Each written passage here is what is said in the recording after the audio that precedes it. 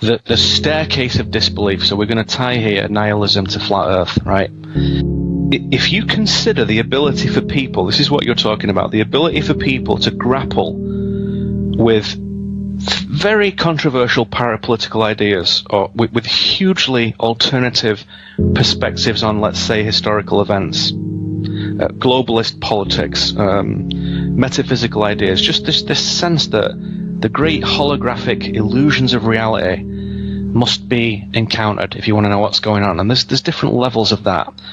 And for me, a useful thing to do is place things within a sort of classification system of elevating incongruity, right? Elevating astonishment, higher and higher levels of mind-bending improbabilities, right? So in my work with individuals, which is like 90% of what I do, we call this funny idea the staircase of disbelief, right? And let me just explain what that is, because it's dead simple. Imagine a staircase that stretches up into the sky, into the clouds, right? And low down on that staircase are certain subject matters where you can take a step on it, a little step. Let's take an easy one. JFK was not assassinated by Lee Harvey Oswald, right? So let's say that's step one. So that's a conspiracy that is kind of obvious. And anyone who's just looked at that for 2 seconds thinks, well, he can't have done. It didn't happen like that. There's something else that went on, right? Okay, well done. You've just taken your first step on the staircase, right? So you've got your foot on the first stair. You're on it, right? Yeah? Sure. And you're on the steps, and there's other ones. We could go through a bunch, but let's say you get the idea. Low down on the staircase, there's some slightly unbelievable ideas, but nevertheless, they are true. And once you've taken a few steps up there, you then start to get the idea that the world is not the way you thought it was. And then you get, let's say, midway on the staircase, 9/11. Right from the start, it wasn't. And then we meet, and you and I have spoken to this woman, Judy Wood, and people like that, who have got a clear thinking head on the shoulders, who are not swayed by nonsense, not pushed by trends and popular themes, not threatened, who tells us that there's a serious problem on that day. That's a big one. That's kind of midway up the staircase, that 9/11, and it's, as you know, Mel, it's a big one. That it's a world changer for people. So that's a classic, what I would call in the old days, Stargate event. Once you've moved through that Stargate of that, 1 or 2 years personal study, things are never the same again, right? So let's say that's midway on the staircase. Unbelievable if you're not already gone up the staircase. Are you with me? Most certainly. Right? Whereas if you have walked up some of those stairs, prior stairs, you think, well, I can imagine that, to be honest. I'll need to take a look. I'm not just going to believe it willy-nilly just because Mel said it, but I'm going to listen to what the evidence is provided with all these different guests that talk about shootings and psyops and whatnot, and I'm going to check it out. And it really isn't very difficult to be a quality researcher. It's really not. You need to train yourself, you need to develop discernment. It takes a while, but it's not hard. It really isn't that hard. And when you look at it, you see the staggering problems, particularly all the doctored photographs in another one on the midway point. The media is not fair and never has been. Never has been. Once you start to grasp the magnitude of empire, that's not too difficult to get to, that, right? And then you get to another one. This is a tough one for some people, because we're midway, we're getting higher on the staircase now.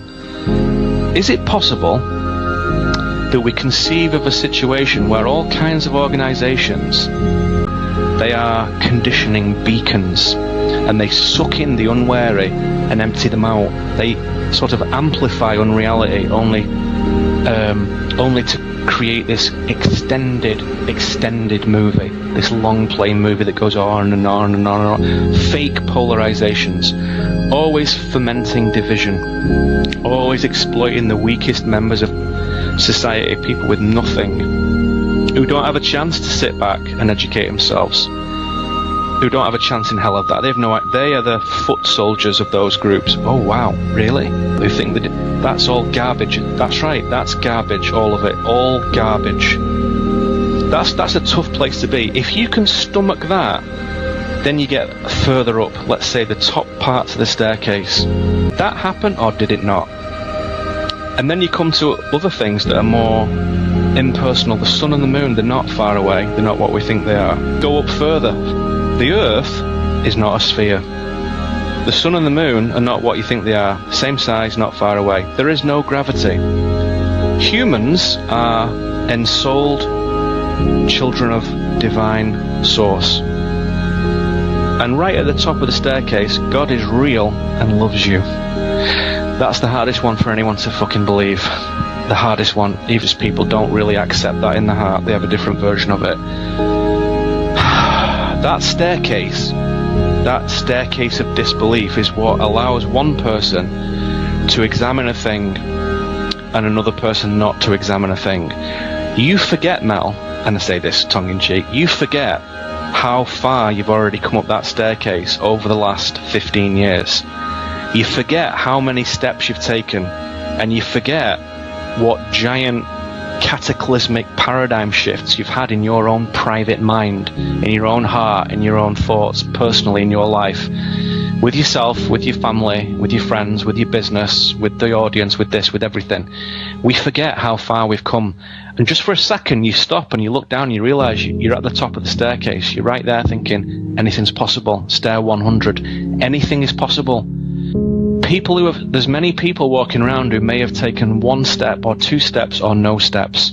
You cannot go midway or high up on the staircase. And you can't do that. You can't do that because it doesn't work. And what parapolitical researchers forget is the entire existence of these building blocks of ontological considerations, of considerations of what is real, epistemological considerations. How do we know what is real?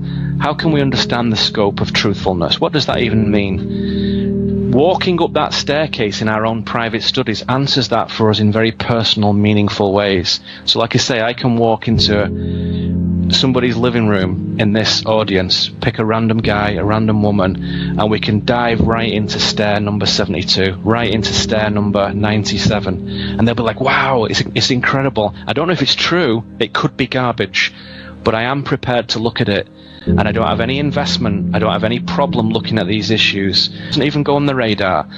However, in mainstream society, there is no staircase of disbelief. It doesn't exist.